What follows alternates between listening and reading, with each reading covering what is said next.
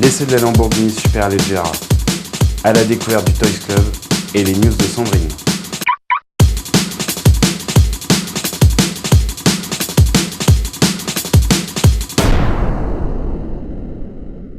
Bonjour à tous, bienvenue sur Autoreflex News.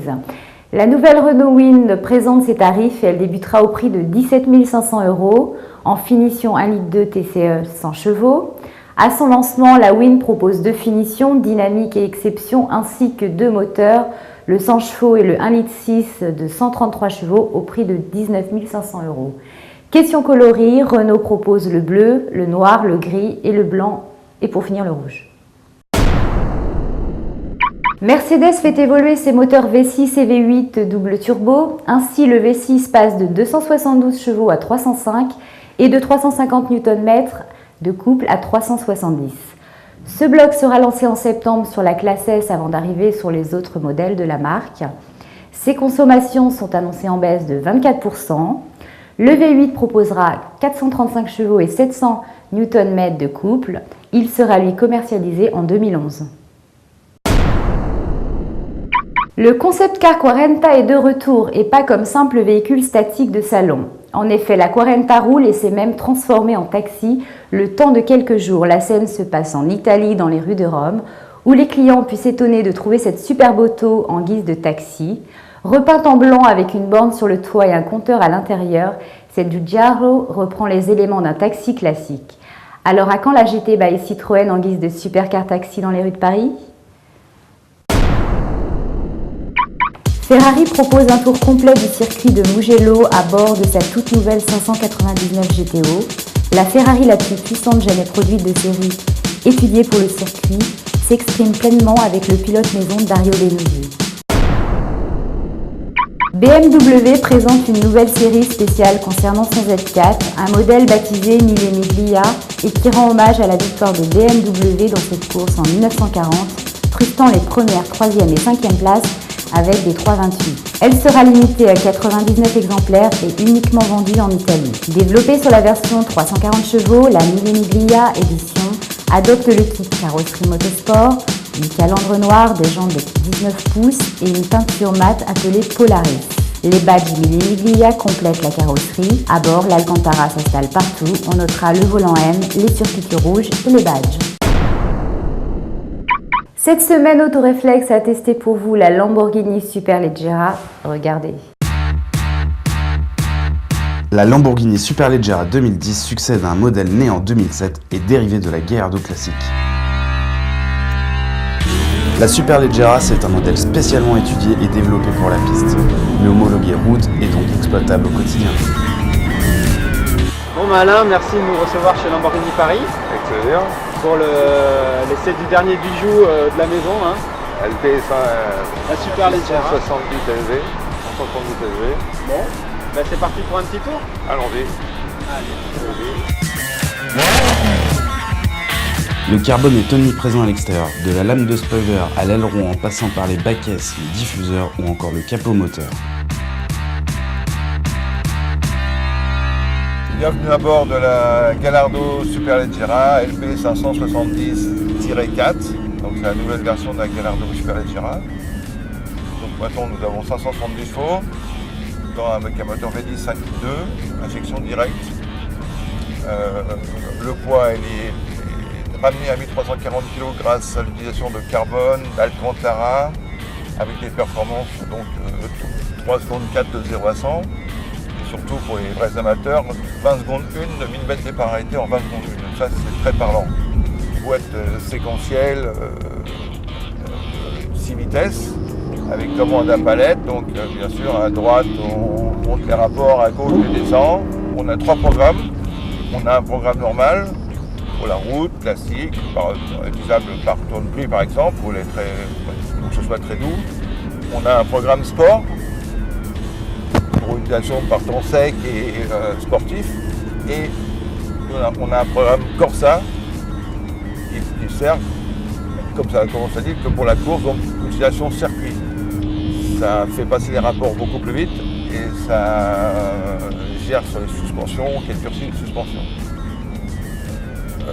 On a noté aussi qu'on a une position automatique, donc customisables en ville par exemple, où là on peut, sans les rapports qui passent tout seul comme sur une boîte automatique classique. Le prix pour une Gallardo Spiridra va se situer entre 210 et 230 000 € selon quelques options qu'on propose.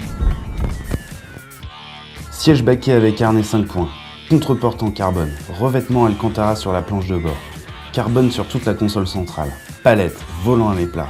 L'habitacle de la Superleggera respire la compétition.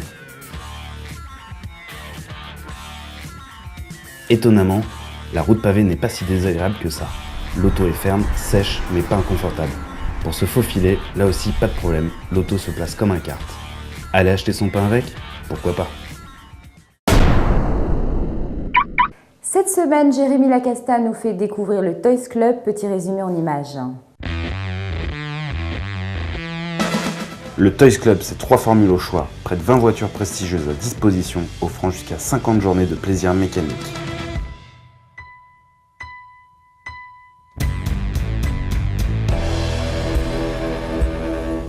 Bienvenue sur Autoréflex TV pour le reportage aujourd'hui.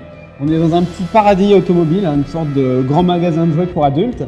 On est chez Toys Club et on les remercie de nous recevoir pour nous faire découvrir un petit peu l'univers. Bonjour Gauthier.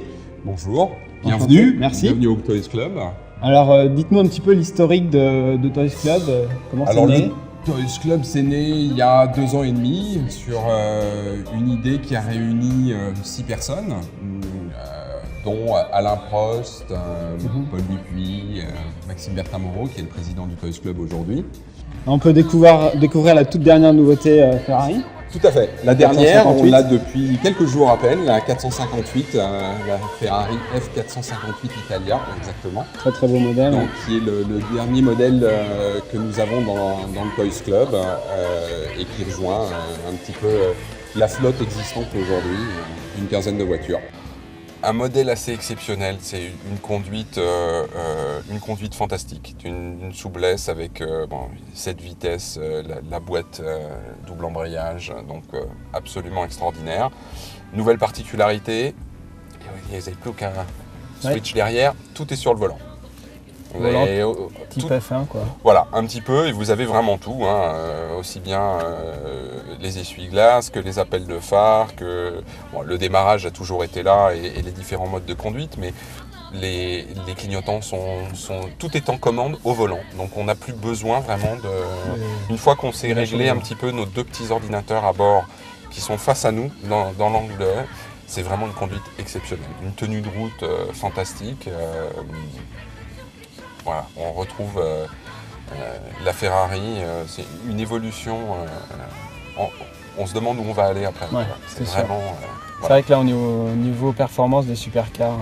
Voilà, exactement, c'est absolument... moi je suis resté un petit peu quoi, dirons-nous. C'est vraiment exceptionnel.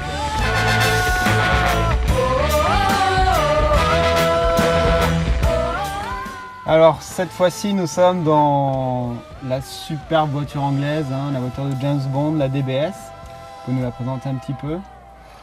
L'Aston, c'est l'Aston Martin DBS.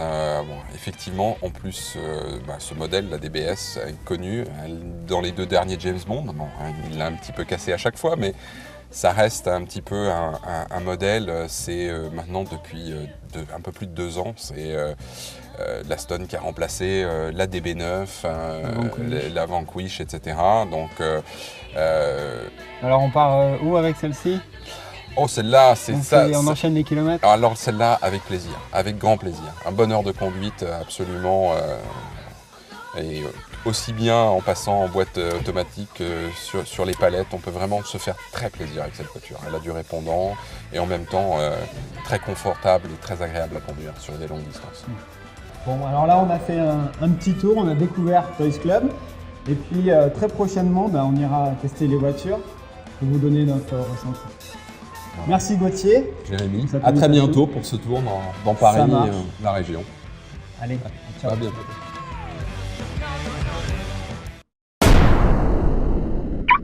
Voilà, c'est terminé pour cette semaine. Je vous retrouve dans 15 jours pour plus d'actu. Ciao.